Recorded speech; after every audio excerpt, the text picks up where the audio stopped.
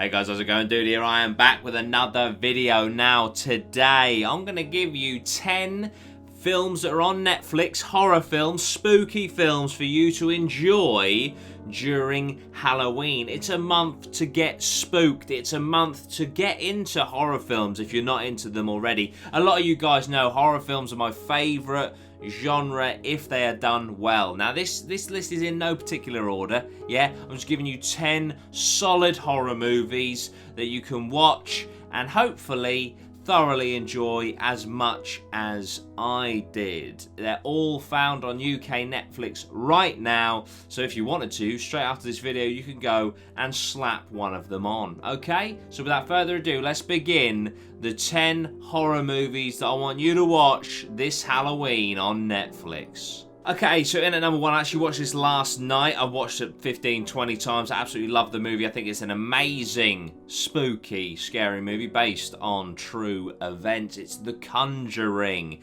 Now, the synopsis for The Conjuring is the Perron family moves into a farmhouse where they experience paranormal phenomena. They consult demonologists Ed and Lorraine Warren to help them get rid of the evil entity haunting them. Now, no matter what you think about The Conjuring universe, what it has become, The Curse of La Llorona, I haven't actually seen, but I've heard is utter dog. The Nun isn't that great, is it? Let's be honest. But The Conjuring, where it all began, is excellent. The jump scares, beautiful. The setting, wonderful. Very eerie, very creepy. And some very clever horror cliches that I think kind of actually originated with The Conjuring. So you may watch this and be like, oh wow, really, you're doing that? But remember, this film is now 7 years old, and I think a lot of films since have ripped off some of the things that The Conjuring did. Because I remember when this came out in 2013, everyone was cacking their pants. So go check out The Conjuring. Okay, next one, Overlord. Guys, you know I love my horror. You know I love my Nazi zombies, yeah? Nazi zombie films are very hard to do well. Outpost is a great horror zombie movie, but this is Overlord. And the synopsis for Overlord is: on the eve of D-Day, American paratroopers drop behind enemy lines to penetrate the walls of a fortified church and destroy a radio transmitter. As the soldiers approach their target, they soon begin to realise that there's more going on in the Nazi-occupied village than a simple military operation. Making their way to an underground lab, the outnumbered men stumble across a sinister experiment that forces them into a vicious battle against an army of the undead. Now guys, the thing that fascinates me the most about the Nazis is that they were genuinely trying to discover how to reanimate their dead soldiers, how to make super soldiers, how to make that 1,000-year army for the 1,000-year Reich. So when I watch stuff like this, I think, do you know what? This probably isn't that far-fetched from what they're actually trying to achieve. It is wonderful, it's gross, it's gory, it's graphic, it's excellent, it's Overlord. Go and check this movie out if you haven't, please. Next up, a bit of a cult classic now, 2014's As Above, So Below. A place that I really would like to go is the Paris Catacombs. This is a found footage movie, and I know a lot of people are like, oh, found footage, yawn, but this actually does it so well. And the way that the movie develops and the way that it twists and turns and goes about itself is absolutely wonderful. The synopsis is: archaeologist Scarlett Marlowe has devoted her whole life to finding one of history's greatest treasures, Flamel's Philosopher's Stone. According to legend, the artifact can grant eternal life and turn any metal into gold. When she learns that this stone is hidden underground in the catacombs of Paris, she assembles a crew to guide and document her historic mission. As they begin their descent, the team members have no way of knowing that they are all entering into their own personal hell. It's so good. It's claustrophobic. It's got a sense of urgency about it. It's really well shot for a found footage type movie. I thoroughly enjoy this movie. I've watched it many times now, and if you haven't, again, I recommend for Halloween, go on Netflix and check out As Above, So Below.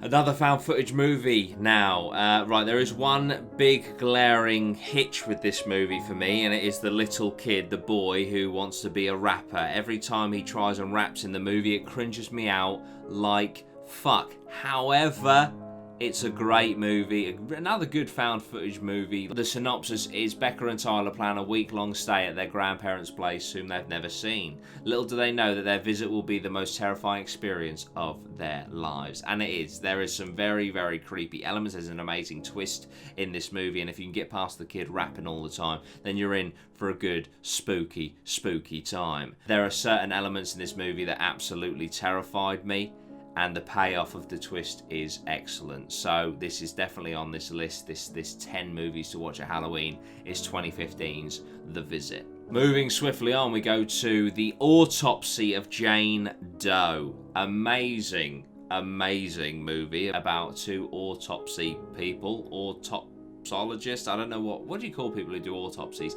Anyway, is it a coroner? I can't remember. Anyway, it's an amazing movie. It's got a really good cast as well, and it's very, very creepy. It's very mysterious, and the way that the story progresses is just, it's just brilliant. I think it's quite an underrated horror movie from 2016. The synopsis is when father and son coroners, they are coroners, there you go, investigate the death of beautiful Jane Doe, they find increasingly bizarre clues. It's just so good.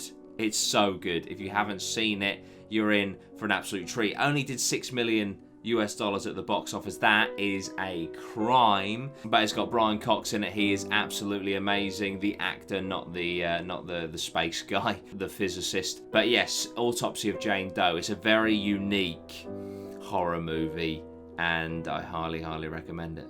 Okay, our guy from Haunting of Hill House, Haunting of Bly Manor, of which, by the way, the review for that is going up tomorrow.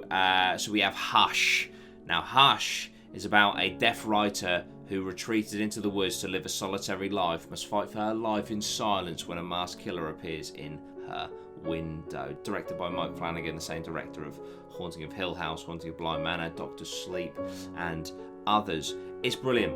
It's very, very unique. I haven't seen anything else like it. It's terrifying. It taps into the whole home invasion thing, which in itself is utterly, utterly terrifying. But imagine having a home invasion going on and being deaf simultaneously. The killer takes advantage of this, and a cat and mouse plays out in a way that you have never seen before. It's brilliant.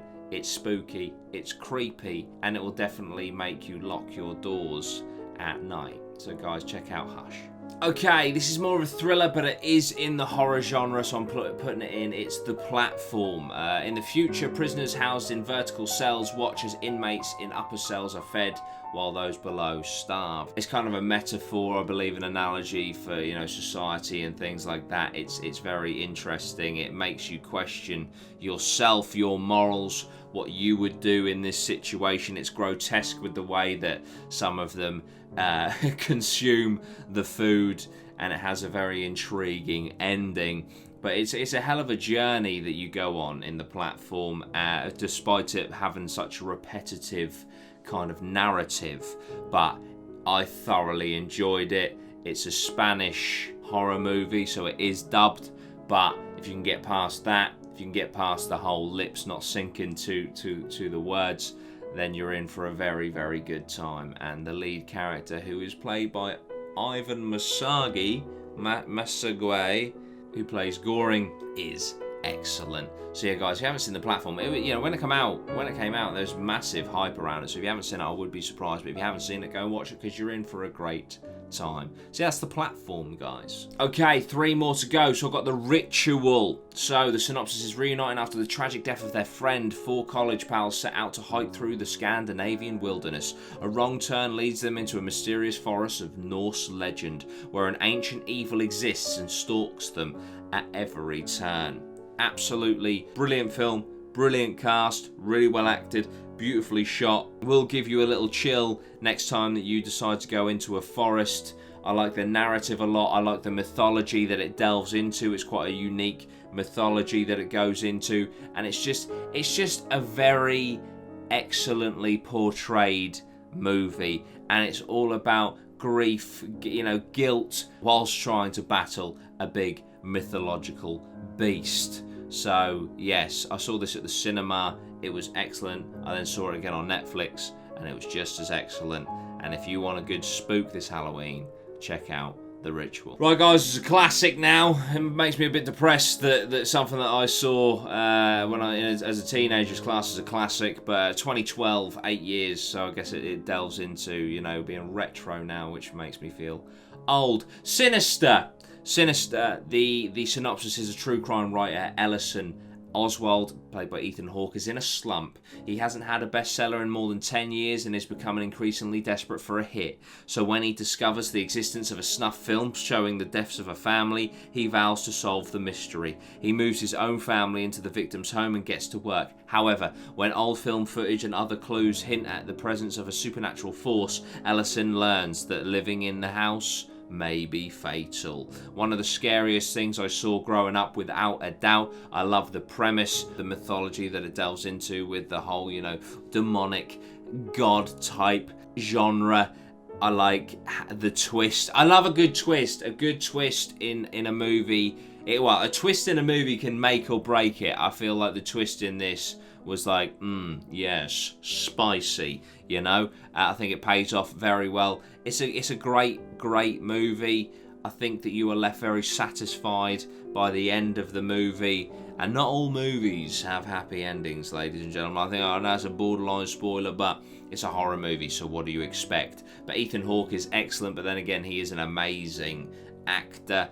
And yes, Sinister is probably one of my favourite horror films of all time. So how could I not put it in this top 10? But anyway, we've got one more to get to, so let's check it out. So the final horror movie I've got for you in this video to watch over Halloween on Netflix is Train to Busan. This is a Korean horror movie, a zombie movie, and it is wild. It is excellent. It is tense. And it basically, anything that has zombies that sprint is terrifying, right? The synopsis is Seok-woo and his daughter are on a train to Busan on the latter's birthday to see his wife. However, the journey turns into a nightmare when they are trapped amidst a zombie outbreak in South Korea. So he is on the train going to see his wife, right, as the outbreak happens. So imagine, like, the next stop, you're going to find zombies. The next stop, you're going to find zombies. It's absolutely terrifying. It goes at 100 miles an hour. It's a brilliant zombie film, and I'm really looking forward to seeing Train to Busan 2 Peninsula.